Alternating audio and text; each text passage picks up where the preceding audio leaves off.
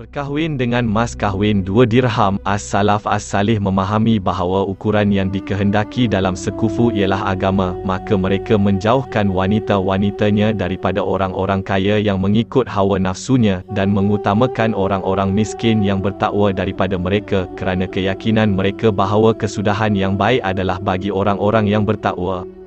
Inilah Said bin Al-Musayyib rahimahullah, seorang ulama tabi'in yang terkemuka. Amir Al-Muminin Abdul Malik bin Marwan datang kepadanya untuk meminang puterinya untuk putera mahkota Al-Walid bin Abdul Malik.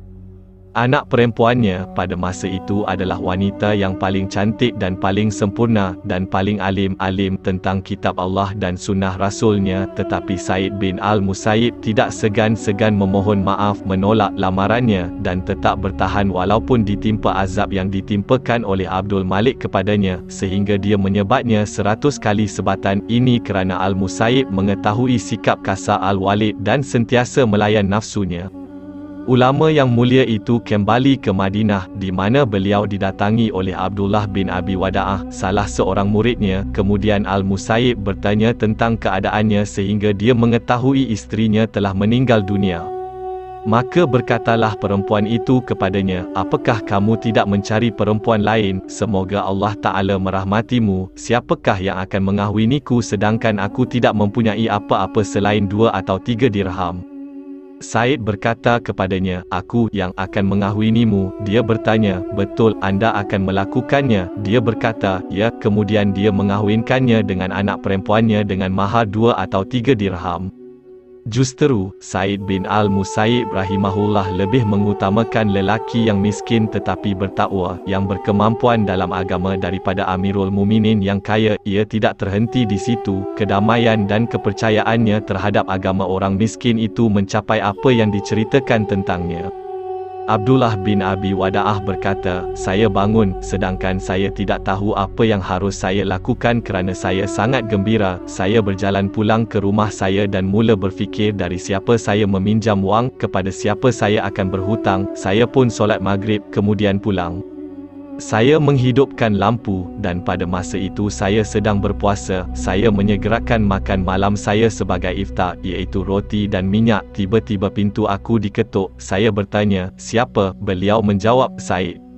Saya ingat setiap orang yang namanya Said, maka tidak ada seorang pun kecuali Said bin Al-Musayyib yang demikian itu, kerana dia tidak kelihatan selama 40 tahun, kecuali berada di antara rumahnya dan masjid. Aku keluar menemuinya, dan ternyata dia adalah Said bin Al-Musayyib. Saya menyangka bahawa dia mempunyai keperluan. Saya berkata, 'Wahai Abu Muhammad,' iaitu Said Al-Musayyib, 'jika anda menghantar seorang utusan kepada saya, izinkan saya datang kepada anda.'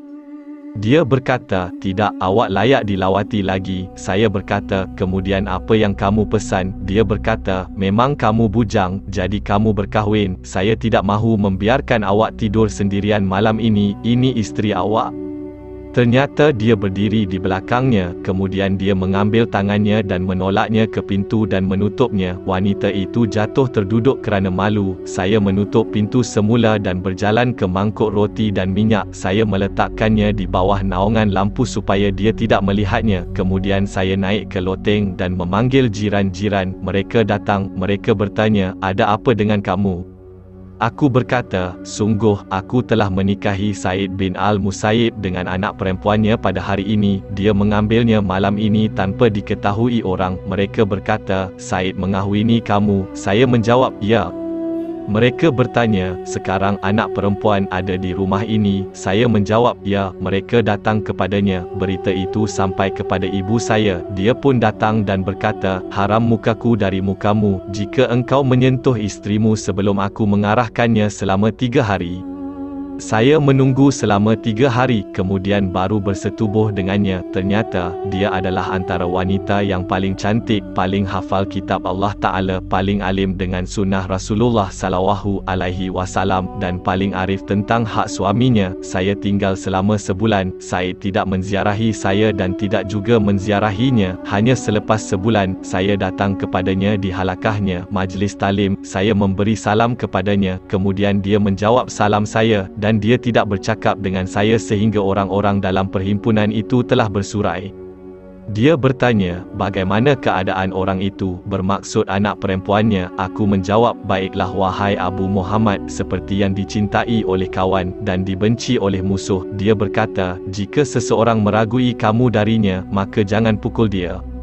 Saya pulang ke rumah saya, dan dia mengirim saya 20,000 dirham. Betapa hebatnya ketenangan Angka Tabin yang mulia itu mengambil berat tentang masa depan nasib anak perempuannya, sehingga dia tidak terfikir untuk menanyakan keadaannya, kerana ketenangannya bahawa dia berada di sisi seorang lelaki yang soleh, yang takut kepada Allah Ta'ala, mengetahui haknya ke atasnya dan juga kedudukannya daripada dirinya. Berkahwin dengan mas